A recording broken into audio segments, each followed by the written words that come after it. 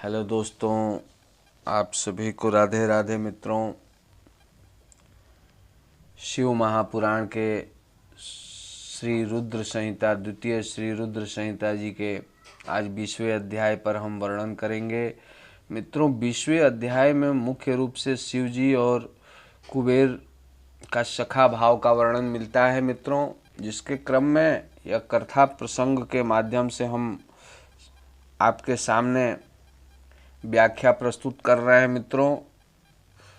पिछले क्रम में एकाक्षरी कुबेर का परिचय 19वें अध्याय में और 18वें अध्याय में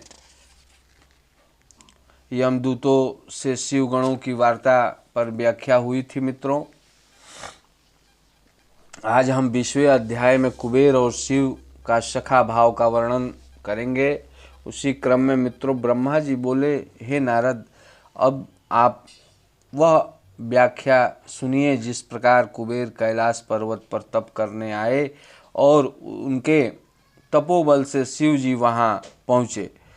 कुबेर जी की कठिन तपस्या देखकर ब्रह्मा के अंश से उत्पन्न रुद्र शिव जी की इच्छा से वहाँ जाने के लिए उत्सुक हुए और जोर जोर से अपना डमरू बजाने लगे, जिसकी ध्वनि त्रिलोक में व्याप्त हो गई। श्री विष्णु जी और श्री ब्रह्मा जी आदि सभी समस्त देवता मुनि, वेद शास्त्र और सिद्ध लोग भी उस स्थान पर पहुँचे। साथ ही असंख्य गणों सहित अपनी लाखों करोड़ों की सेना के साथ महादेव जी, श्री ब्रह्मा एवं श्री विष्णु सहित बड़े प्रेम से रुद्र रूप श्री शिव जी के दर्शनार्थ वहाँ पहुँचे थे। महादेव जी को आते देखकर महात्मा कुबेर ने आदर से उठकर भक्तिपूर्वक अनेक प्रकार की भेंटों से समस्त शिव परिवार सहित उनकी पूजा की और आलिंगन कर अलकापुरी के समीप ही ले जाकर महादेव को निवास कराया। फिर महादेव जी ने विश्वकर्मा जी को बुलाकर उस कैलाश पर्वत पर अपने भक्तों और अनुचरों के लिए स्थान बनाने की आज्ञा दी, जिस पर श्री विश्वकर्मा जी ने महादेव की आज्ञा से अनेकों प्रकार के स्थान बनाए। इस अवसर पर हरि की प्रार्थना से शिव जी बहुत प्रसन्न हुए।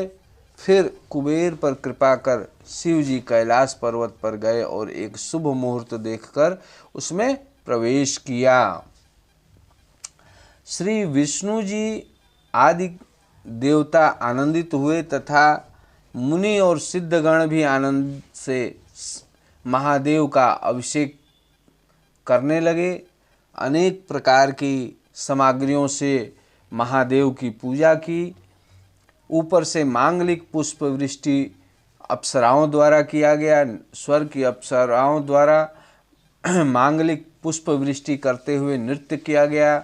सुखदायक जयकार जय घोष किया गया। ओम नमः शिवाय का शब्द घोष होने लगा। मित्रों, जब महादेव जी सिंहासन पर बैठे तो श्री विष्णु जी आदि समस्त देवताओं ने अलग अलग स्तुति की। महादेव जी ने सबकी कामनाएं पूर्ण की। जब सब देवता अपने स्थान को चले गए तब महादेव जी ने ब्रह्मा जी को और विष्णु जी को अपने समीप आसन पर बैठाया और बहुत बार प्रीतिपूर्वक संबोधन कर कहा, हे हरि, हे ब्रह्मा, हे श्री ब्रह्मा, आप दोनों मेरे अत्यंत प्रिय भक्त हो। अब आप लोग भी निर्भय होकर अपने अपने लोक में पधारिए और सुखपूर्वक निवास कीजिए। सदैव मैं आपकी देखभाल करता रहूँगा। इस प्रकार श्री ब्रह्मा जी और श्री विष्णु जी अपने अपने लोक को चले गए। ऐसा वृतांत श्री ब्रह्मा जी द्वारा बताया जा रहा है श्री नारद जी को। मित्रों, उसी समय प्रसन्न होकर महादेव जी ने कुबेर के पास आकर उनका हाथ पकड़कर कहा, हे मित्र, मैं तुम्हारी मित्रता के वशीभूत हूँ, तुम भी अपने स्थान को जाओ। हे निष्पाप, मैं तुम्हारा सहायक हूँ। श्री कुबेर जी महादेव की आज्ञा से अपने स्थान को चले गए।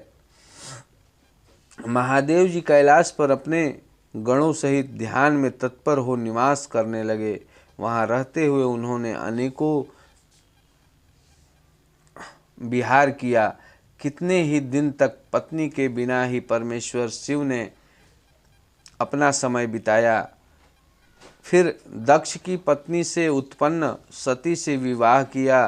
फिर तो महेश्वर दक्ष पुत्री सती के साथ विवाह संपन्न कर लोकाचार में परायण होकर शिव जी और सुखी हुए। हे मुनियों, यह रुद्र अवतार और शिव जी का कैलाश पर आगमन तथा उनकी कुबेर के साथ मित्रता मैंने वर्णन किया।